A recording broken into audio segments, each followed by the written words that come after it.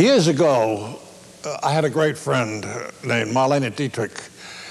And one day she said to me, "Come with me to Normandy. I want you to see where it all happened." We stood there at the cemetery with all those big white crosses, and it is a terribly sobering effect.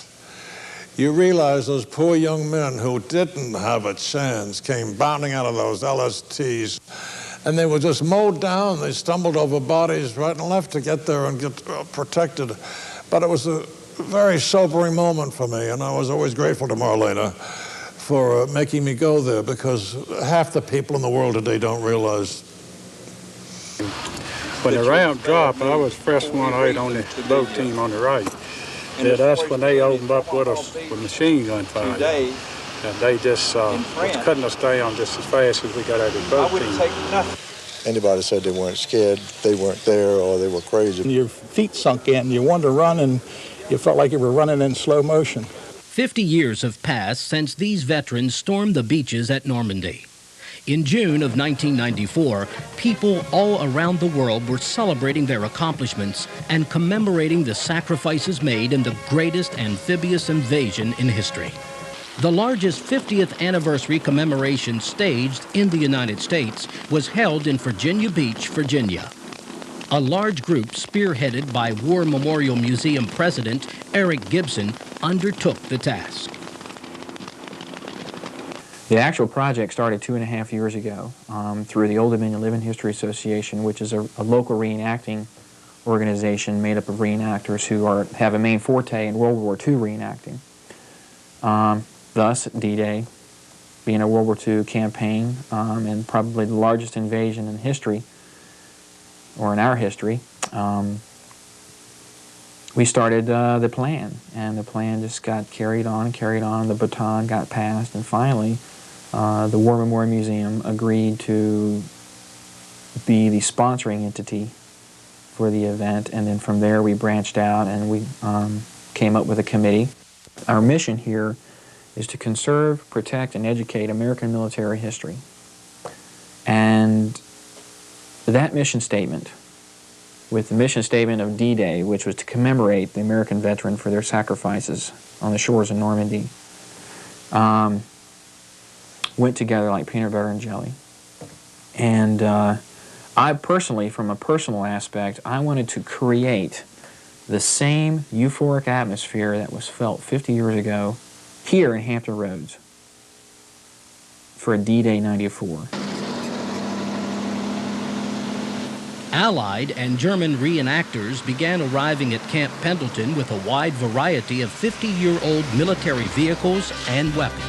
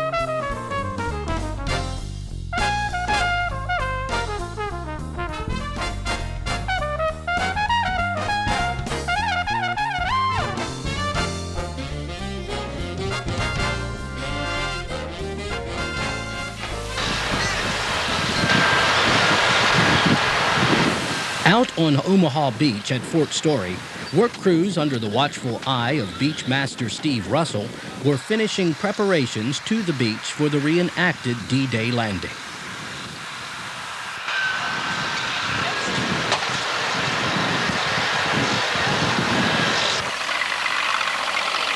A steady stream of vehicles and reenactors continued to arrive at Camp Pendleton.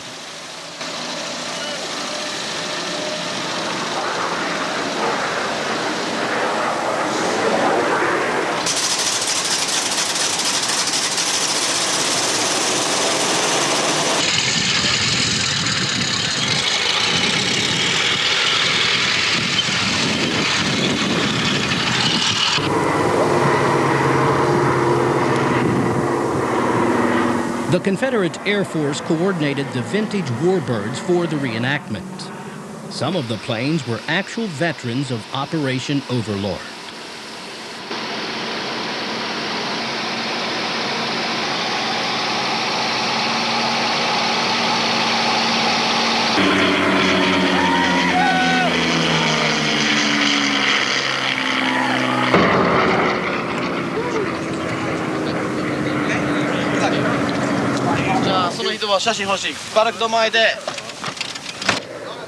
Reenactors came from as far as Japan to participate in the commemoration.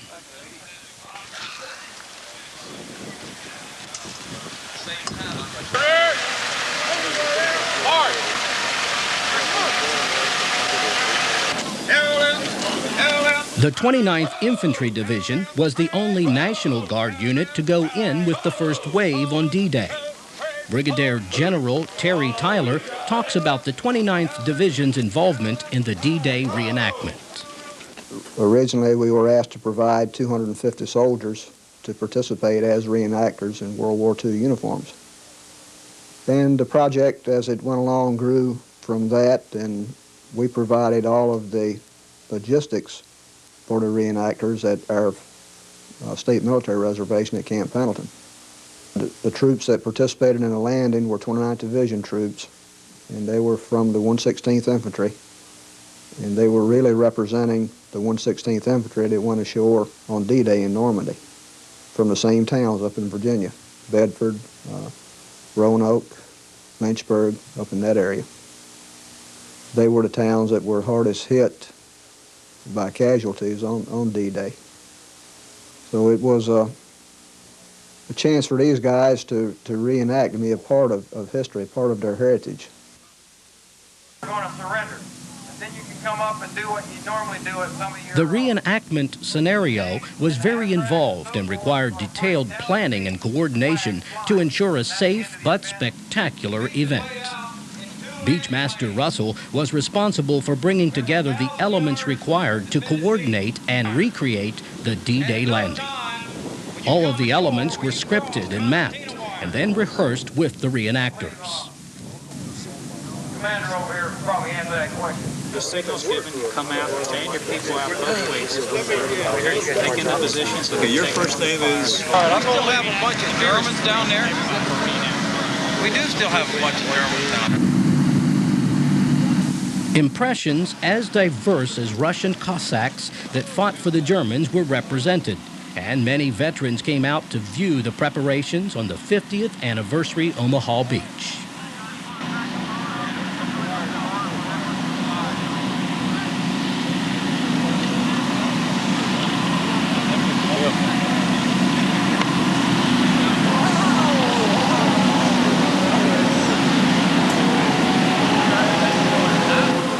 The Operation Overlord Victory Dance added the proper mood, as described by Ray Dankhouse, historian with World War II magazine. They cleared out a hangar for us and had World War II planes out on the tarmac that you could go up and walk around and touch and see and everything else. And then they appeared over the beach the next day. And many people were dressed in 1940s uniforms and clothes. And there were Germans in full dress uniforms, Russians, Japanese. It was quite colorful. Aviators. There was a German Air Force captain in summer whites, complete white uniform. He looked like a glass of milk. And he even had on a dress saber. So he was top drawer.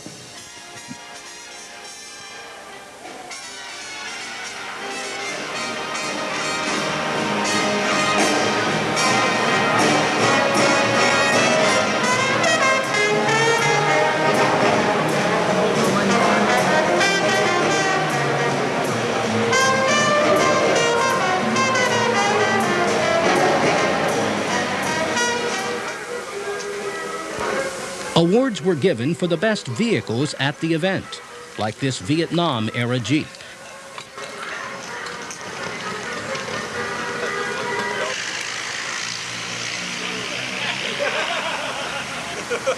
Camp Pendleton was busy with preparations for the big event, and veterans were swapping war stories. Well, mine was small, just cut implement.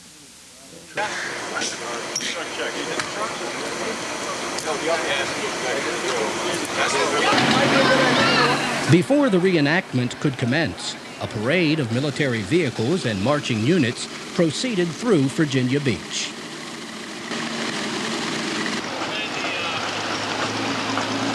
Van Johnson and Major General John G. Castles served as Grand Marshals of the parade. Units participated in the parade that represented all branches of the U.S. military, our allies, veterans groups, military vehicle collectors, and local groups from the Virginia Beach area.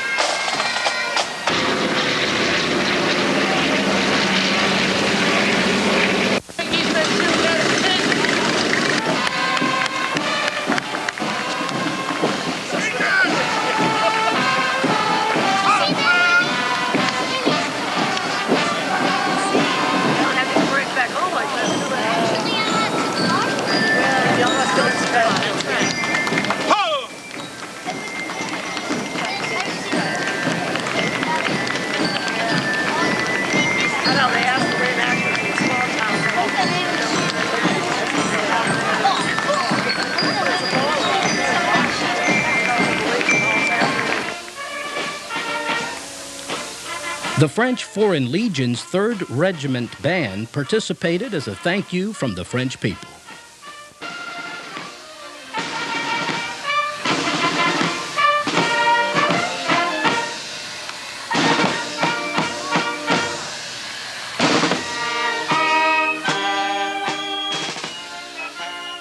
Over 20,000 spectators poured into Fort Story's Omaha Beach. 29th Infantry Division veteran Erie Moore welcomed them. I have had 50 years waiting for this moment. Now when I try to express my appreciation for the supreme sacrifices of those who were my comrades in uniform 50 years ago in Normandy, France, I am and I feel very inadequate with the words I have to convey the deep feelings of gratitude within me.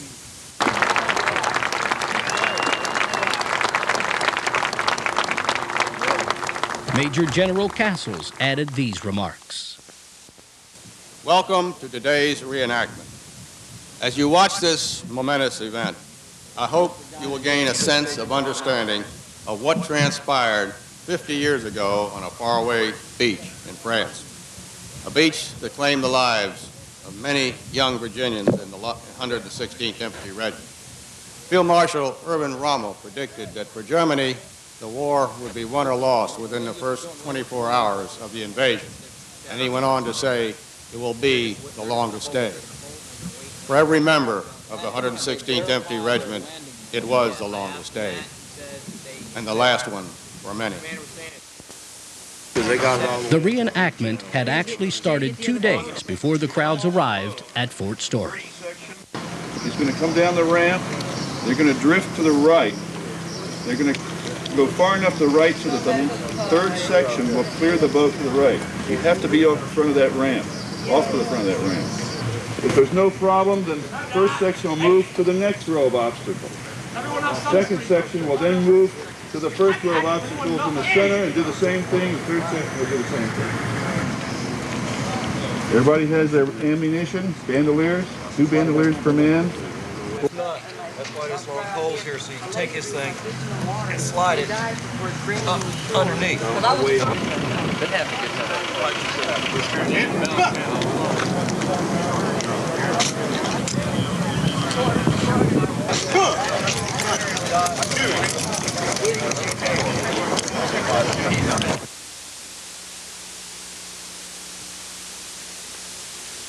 Around 1942-43, Hitler became concerned that the Atlantic would be his first defense. So he instructed Albert Speer to commence construction. They recruited slave labor, they conscripted foreign volunteers, and they went to work shoring up the wall. They built tremendous gun emplacements in strategic points, but they neglected open strips of beach. The harbors, the ports were heavily defended and armed.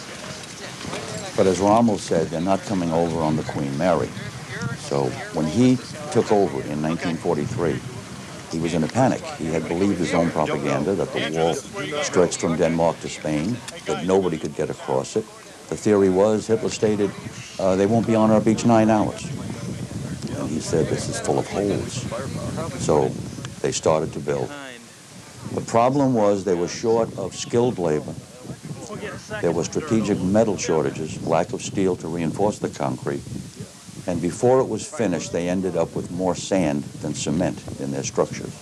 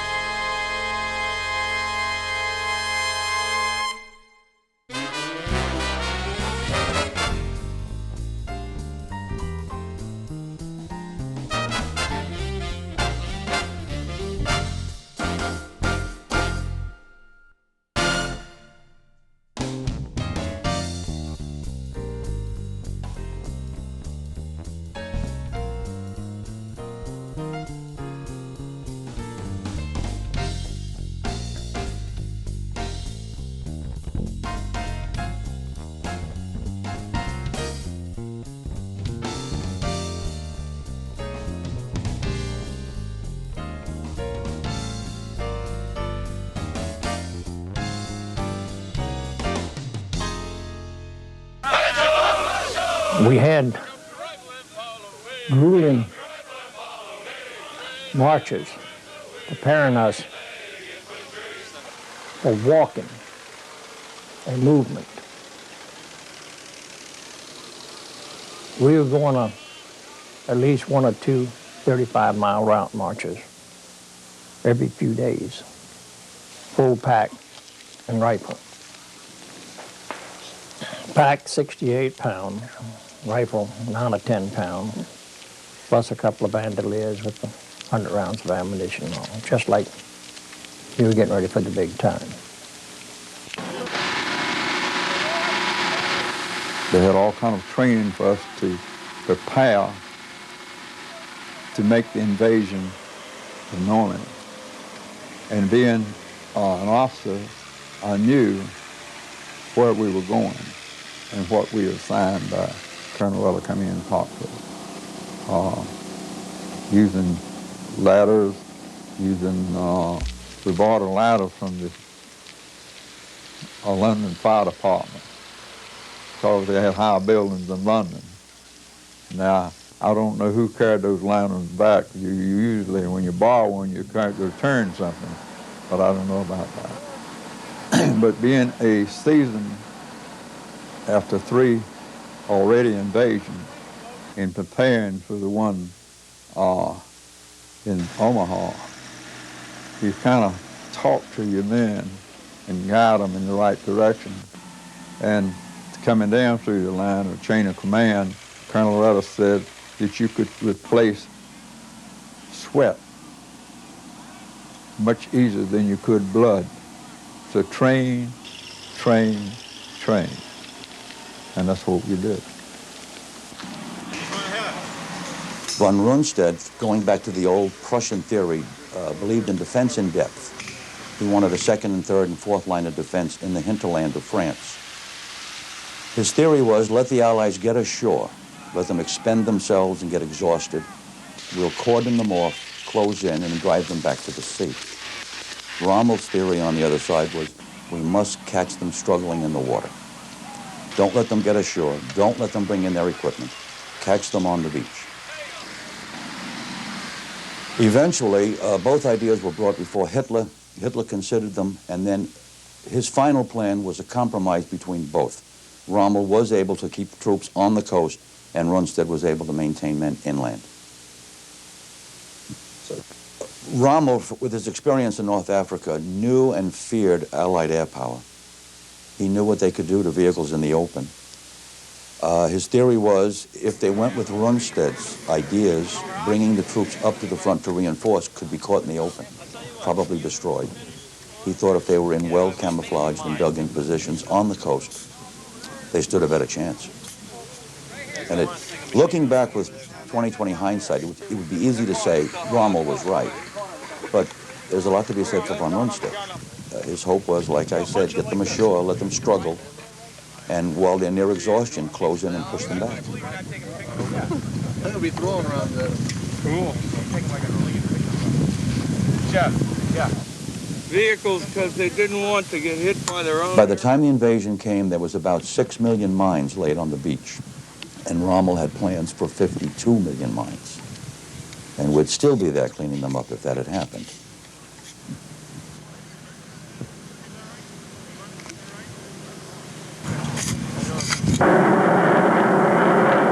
Bye, father. I now have a 200.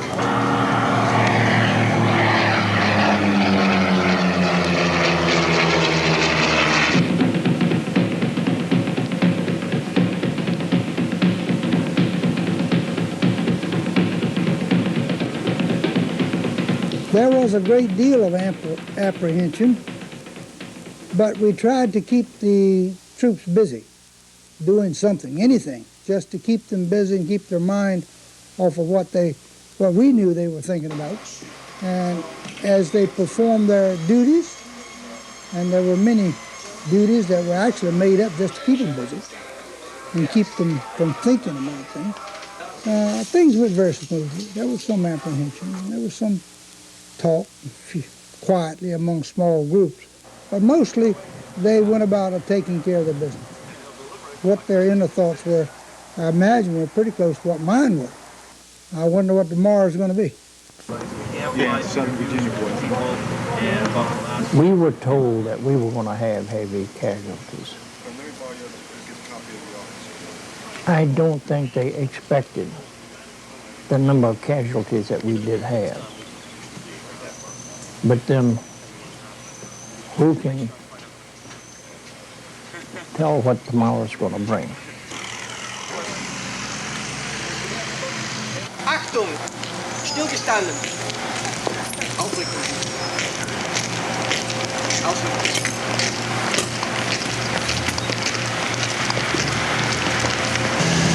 Das Gewehr rüber! 1, 2, 3, 4, 5. Gewehr ab! 1, 2, 3, 4. Das Gewehr rüber!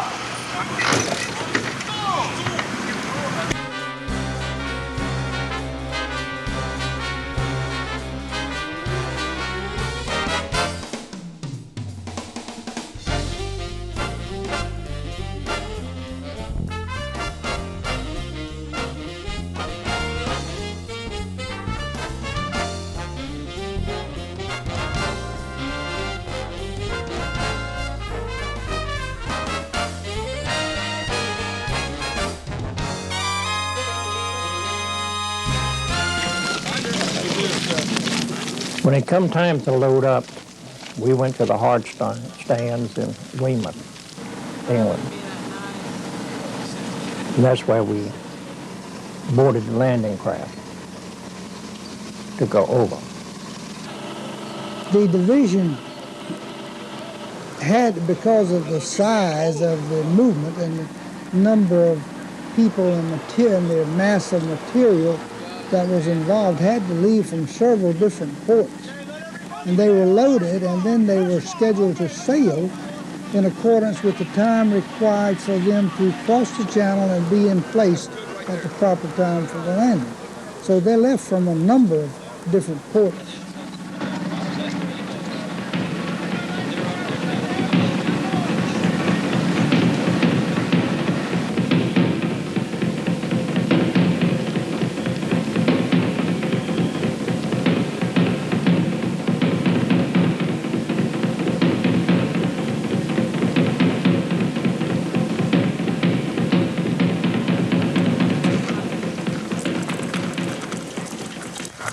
Lightning, very angry with us.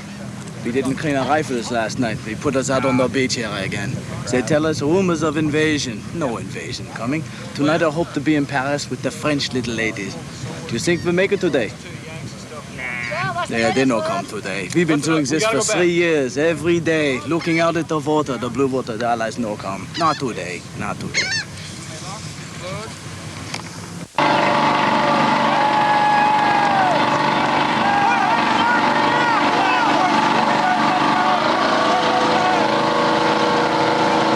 It was very smooth sailing as far as we were concerned. Everything seemed to be working out fine. They seemed to know where they were going. We didn't have anything to do because we were guests on the ship. All we had to do was eat, sleep, and wait for the day to walk out the front end of that boat. Like I said, if you can't hear what's going on for me, it's follow me with your corporal. You can go with you two on me. I'll tell you, as much as possible, the corporal and I are going to be working together. When we finally start moving forward as far as we can move, fire team rushes. I don't want you to play hero and try to move fast on this beat. Are there any questions?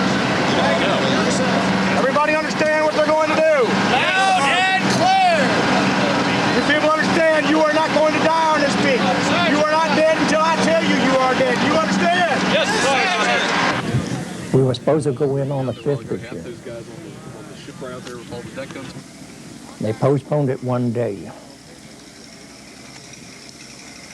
And then instructions come down to hit it.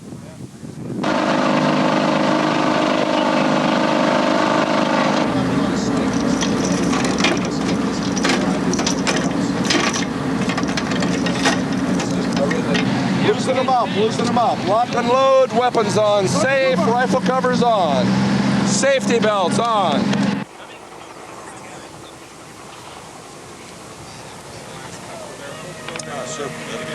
Based on this whole thing. As you watch this momentous event, I hope you will gain a sense of understanding of what transpired.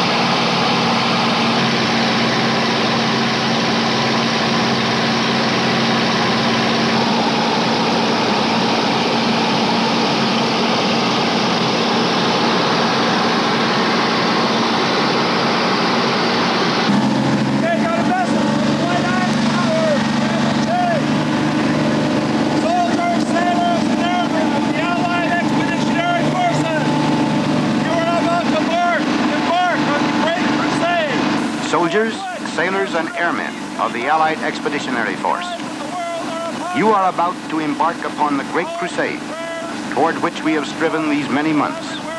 The eyes of the world are upon you. The hopes and prayers of liberty-loving people everywhere march with you. In company with our brave allies and brothers in arms on other fronts, you will bring about the destruction of the German war machine, the elimination of Nazi tyranny over the oppressed peoples of Europe, and security for ourselves in a free world. Your task will not be an easy one. Your enemy is well-trained, well-equipped, and battle-hardened. He will fight savagely. But this is the year 1944.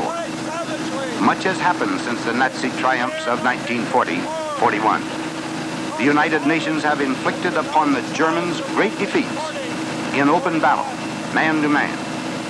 Our air offensive has seriously reduced their strength in the air and their capacity to wage war on the ground. Our home fronts have given us an overwhelming superiority in weapons and munitions of war, and placed at our disposal great reserves of trained fighting men. The tide has turned. The free men of the world are marching together to victory. I have full confidence in your courage, devotion to duty, and skill in battle. We will accept nothing less than full victory. Good luck, and let us all beseech the blessing of Almighty God upon this great and noble undertaking.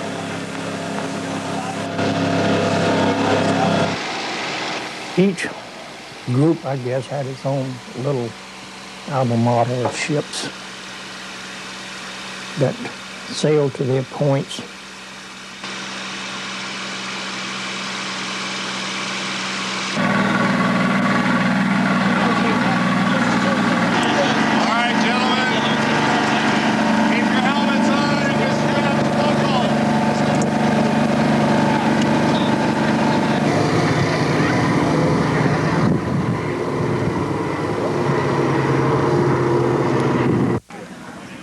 The principal German unit was the 352nd Infantry Division. It was made up of foreign volunteers, but it was built around a nucleus of crack veterans of the German army. It was approximately 12,000 men up to full strength, had armored support, anti-aircraft support, and artillery. They called it the missing division because the Allied intelligence had lost track of it and didn't know until shortly before D-Day that they were facing the Americans on Omaha Beach. Wie geht's? Gut. Wie geht's? Oh, heiß. Sehr heiß. Langsam. Wie ist dein Ammunition?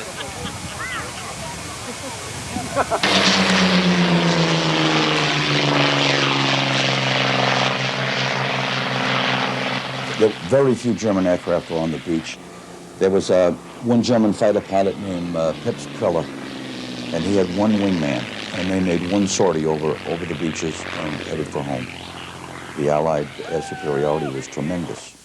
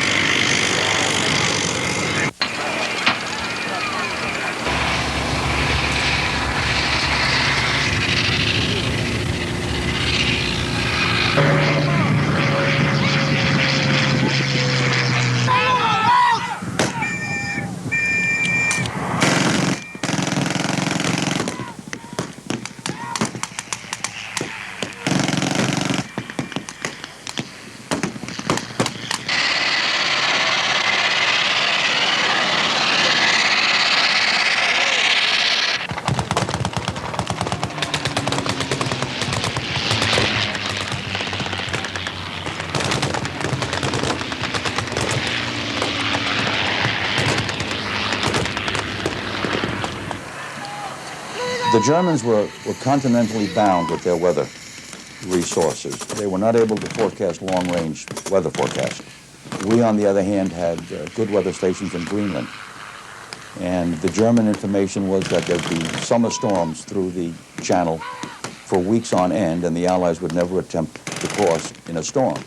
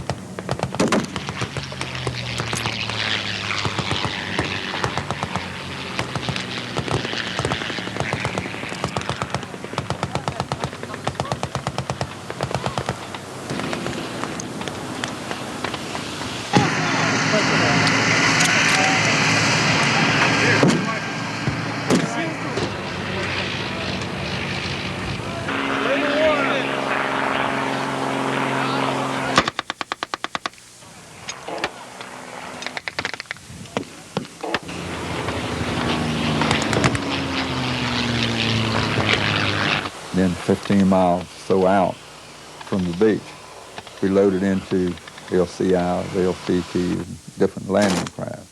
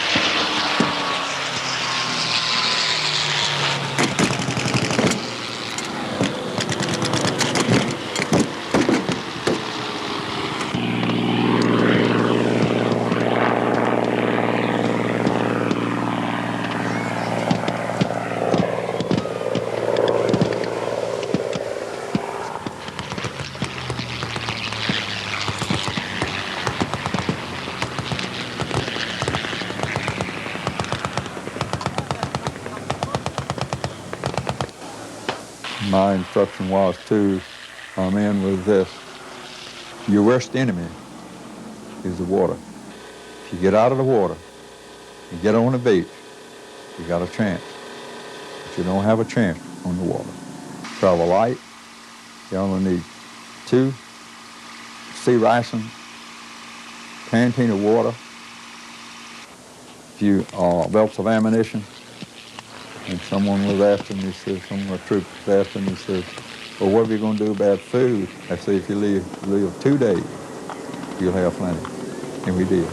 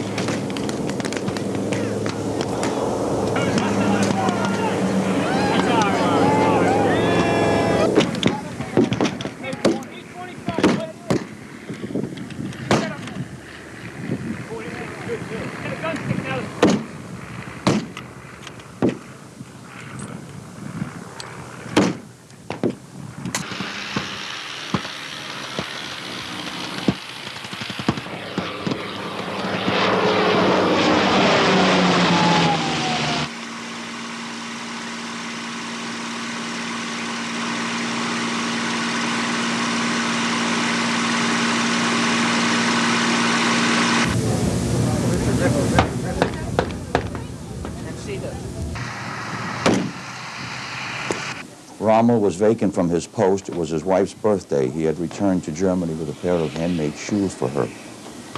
And then he received a telegram at home on the 6th, and he rushed back to the front. But several of the high command were either on maneuvers, war games, or inspection tours.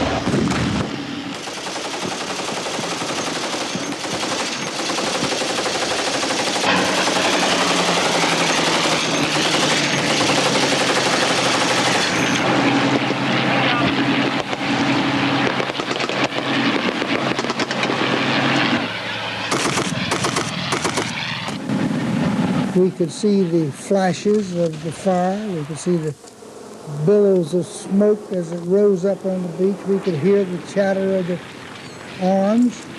We could hear the battleships in back of us as they fired their big guns over our head, and what the result was when it landed on the beach with big bursts of smoke and fire. And while we weren't close enough to identify anything specifically as to individuals or anything, we could see enough to see that there was a great deal of, I guess the best word to say, confusion.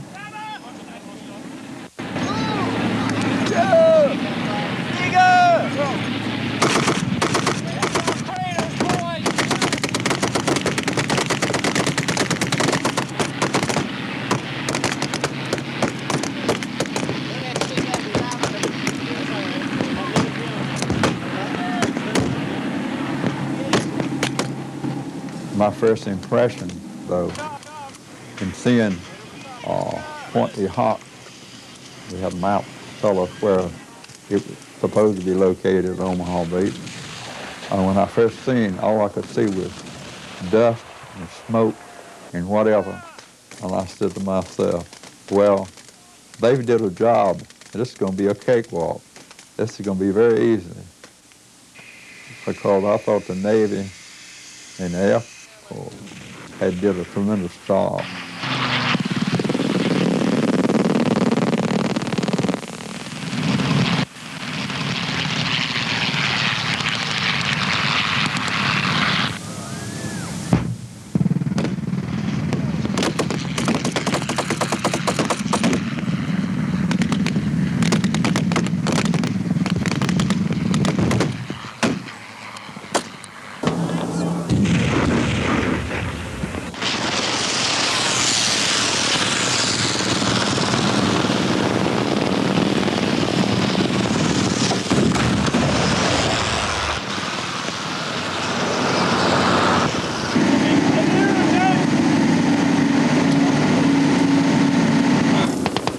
They 300 yards out, we were hit with 88, and everything that the Germans had fell down on us.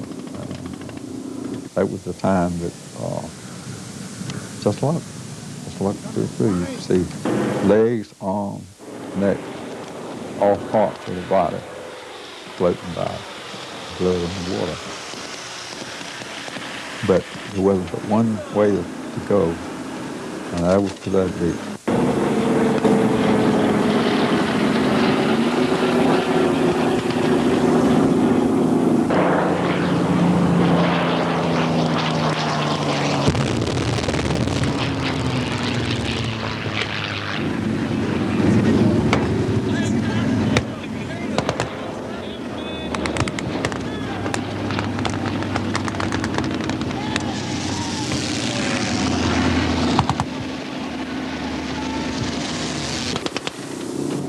Bombs or mines or something that were exploding in the water.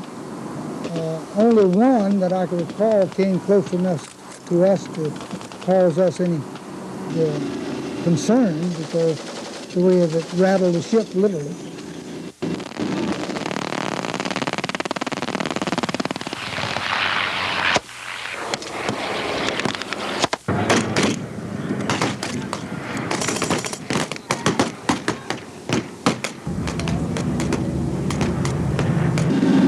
Company A of the 116th Infantry, the 29th, had the first landing craft to reach the beach.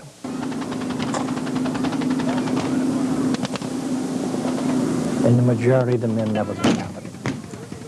When the gate dropped, the bullets started coming in.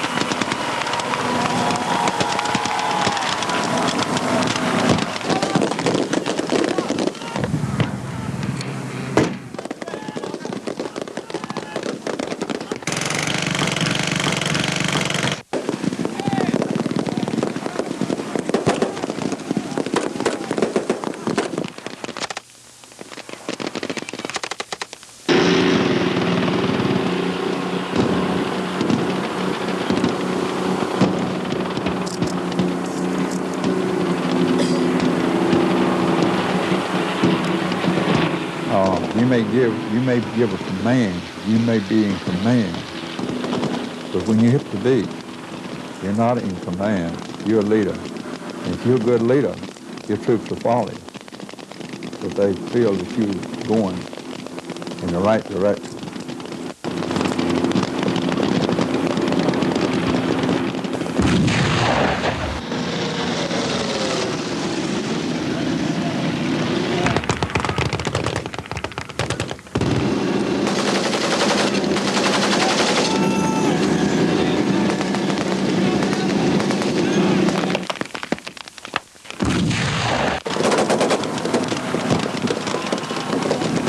A human being has an animal instinct, and we were trained so much that we were almost like an animal. Kill or be killed. That was the third, kill or be killed. Hunting in and out and destroying. And you just get to a point that, I say, the animal instinct takes over. And I'm so thankful that the Lord God has built us to where we can come back to that human look instead of staying an animal.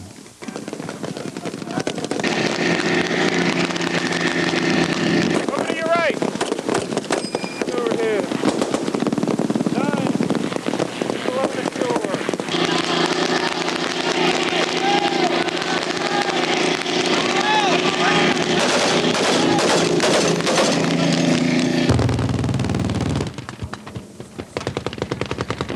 They were set to kill you, and you were set to kill them, and you didn't know it.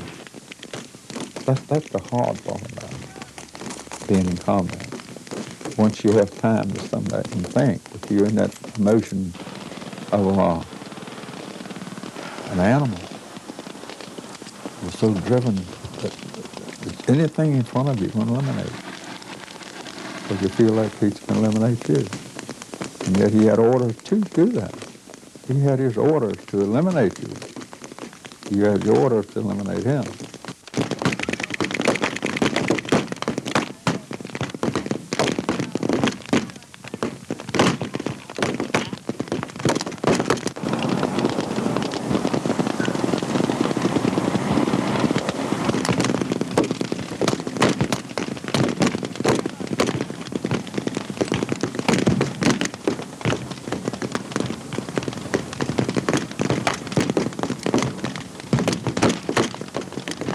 The beach was hell. It was a living hell.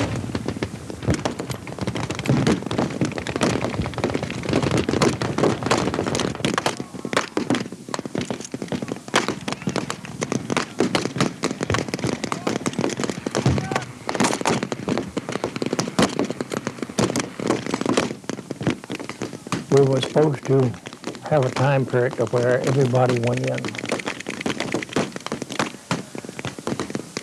Time period had to be thrown out the window. Everything was changed, it had to. All of the 116th was committed. And then the 175th, or the other infantry regiment. It went in a day early. It went in on day one. Had to try to secure the beach.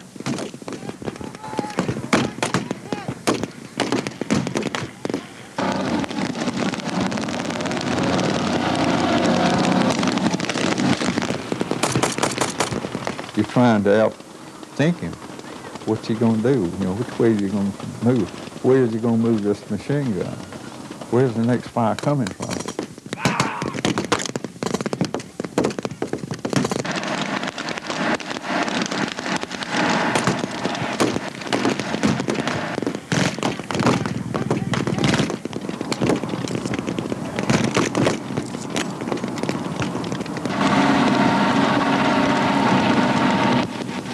I was carrying the ammunition section into the beach to resupply the guns. only to get to the beach and find out we didn't have any guns. Out of 12 pieces, we managed to save one. We lost 11 pieces.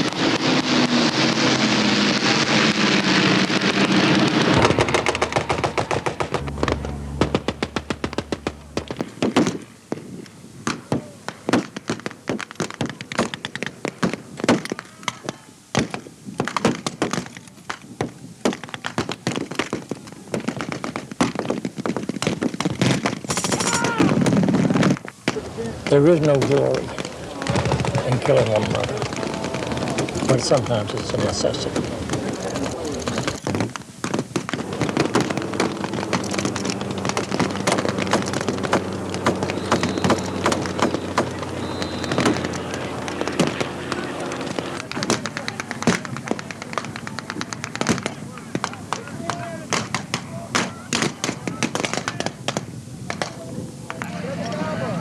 Come and see here. Up, up. I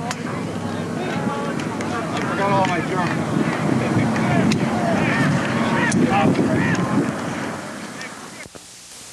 It's very exciting, and it was a very exciting project, and makes me very proud.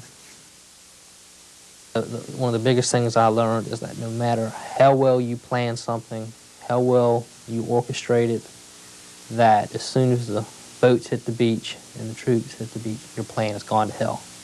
It's up to them. I landed with the troops on the beach in the first wave.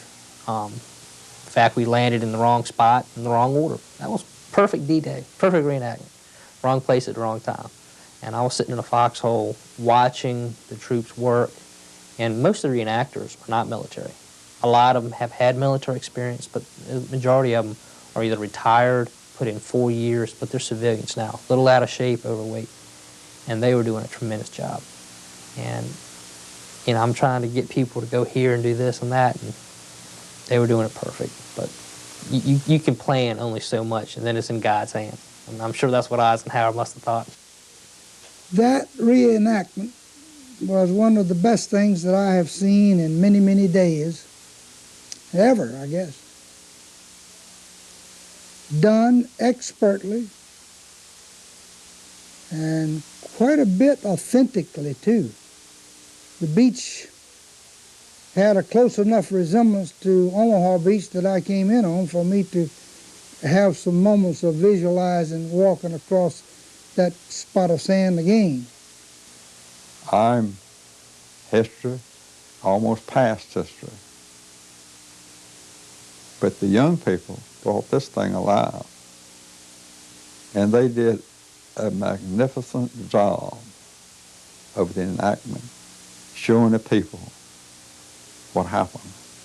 And I really feel, I know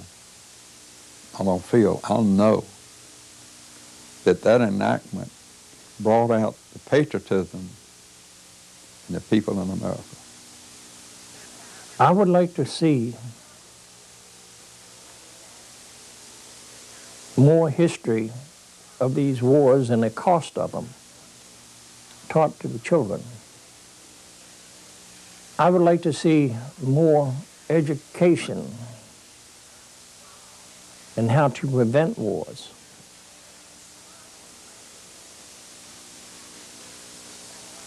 But I guess it's just an old man's dream.